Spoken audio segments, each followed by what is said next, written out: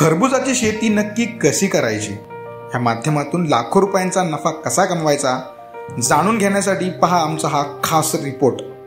तुळजापूर तालुक्यातील खरबुजाचे गाव म्हणून वाणेगाव सध्या सर्वत्र चर्चेत आहे। येथील जमिनीचा काही भाग हा मध्यम प्रतीचा आहे। नैसर्गिक संपदा या परिसराला भरभरून लाभली आहे। जमीन हलकी असली तर येथील शेतकऱ्यांमध्ये कष्ट करण्याची जिद्द मात्र कायम आहे। वाणेगावमधील शेतकऱ्यांनी आपल्या शेतीतून मोती पिकवण्याची किमया गेल्या 10 वर्षांपासून साधली आहे।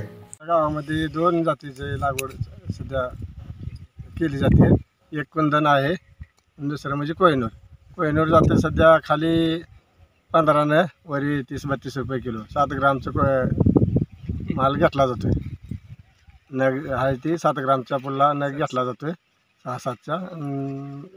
कुंदन जे आहे, कुंदन कमीत कमी 15 रुपये किलोपासून वरी 40-45 रुपये किलोपर्यंत जाते। सध्या या गावामध्ये जवळपास 80 ते 90 एकरावर शेतकऱ्यांनी खरबुजाची लागवड केली आहे आणि अवघ्या 3 महिन्यात एकरी सरासरी 3 ते 3.5 लाख रुपये नफा त्यांना मिळाला आहे। या खरबुजाच्या लागवडीसाठी जवळपास 70 ते 80 हजार रुपये खर्च येत असल्याचे येथील शेतकरी सांगतात। आम्ही गेली 10 वर्षापासून खरबूज उत्पन्न घेत आहे। खरबूज फक्त अल्प कालावधीमध्ये आहे आणि याचं उत्पन्न बी एकरी 3-3.5 लाखापासून निघते आहे। एकंदरीत गावातील शेतकरी वर्गानं योग्य व्यवस्थापन केल्यामुळे त्यांना आर्थिक उन्नतीचा मार्ग सापडलाय एवढं नक्की।